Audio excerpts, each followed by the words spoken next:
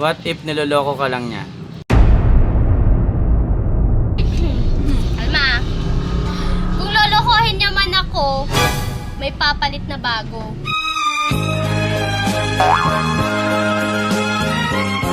What if?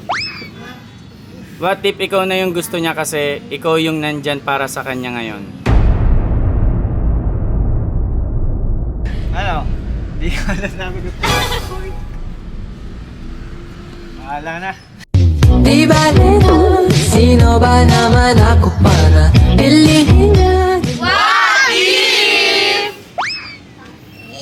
What if chinachat ka na niya ngayon kasi utu-utu ka? Ay, ma.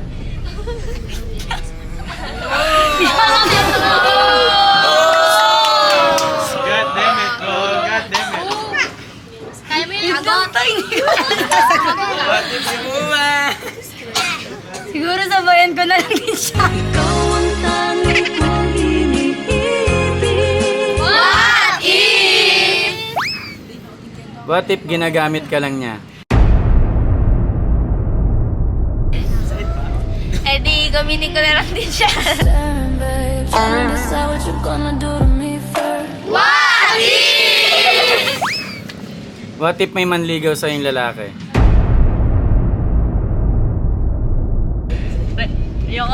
Yeah, you bleed just to know you're alive. What if?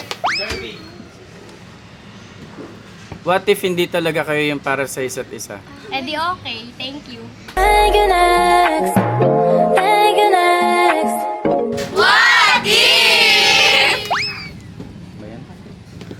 What if?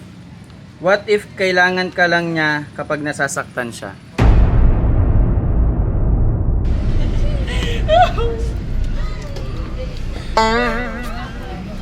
Ako nasasaktan. Rebound? Rebound. Iyakan ko na lang siya.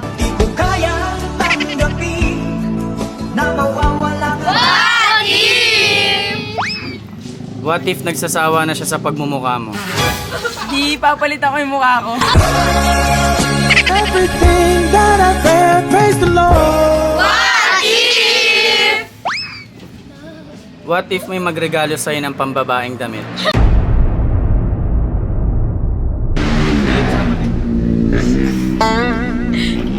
Eh di tatapon ko.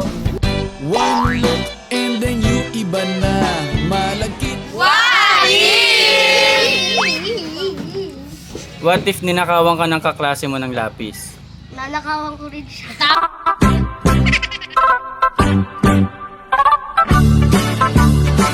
What if? What if hindi ka bigyan ng baon ng nanay mo? Hindi man bubura sa kaklase. Gotta have them apple bottom jeans, boots with the fur. What if? What if sa labas ka patulogin ng nanay mo? Nalayas na lang ako.